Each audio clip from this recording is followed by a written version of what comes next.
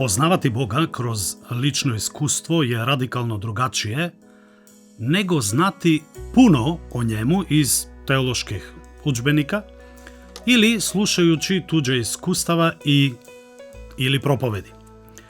Biblija nam govori da ne možeš reći da poznaješ Boga ako ga nisi doživeo lično. Biblijsko znanje uvek uključuje i lično iskustvo. Apostol Pavle u poslanici Filipljanima u 3. glavi u 8. i 10. stihu snažno naglašava da je njemu najvažnije da spozna Isusa Hrista i da želi, kako on kaže, da upozna silu njegovog vaskrsenja.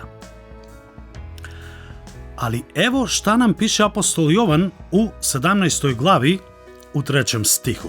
Božja reč kaže ovako: a ovo je večni život, da upoznaju tebe, jedinoga istinitog Boga i onoga koga si poslao, Isusa Hrista. Poznavati Boga znači upoznati Isusa Hrista.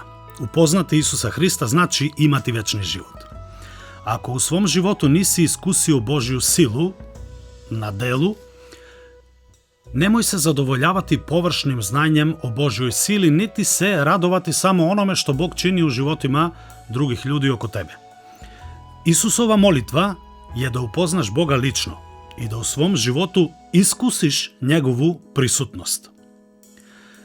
Nemoj da omalovažavaš Božju silu koja je opisana u Svetom pismu samo zato što je ti nisi doživeo.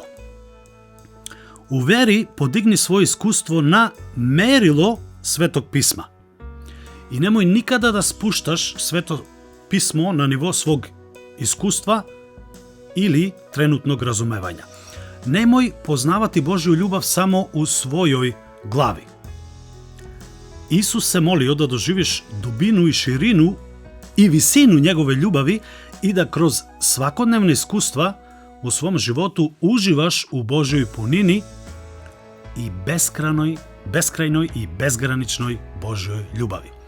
Ako smatraš da nisi doživio neke biblijske istine, traži od Boga da ih uvede u tvoje svakodnevno iskustvo. U molitvi pitaj Boga da li treba da promeniš nešto kako bi mogao da iskusiš Božju puninu u svom životu, jer to Bog želi za tebe.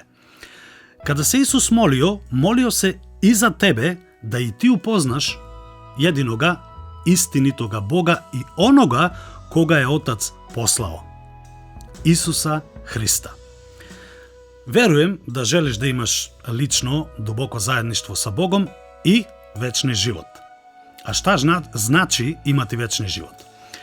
Imati večni život znači upoznati Boga i njegovog Sina, Isusa Hrista.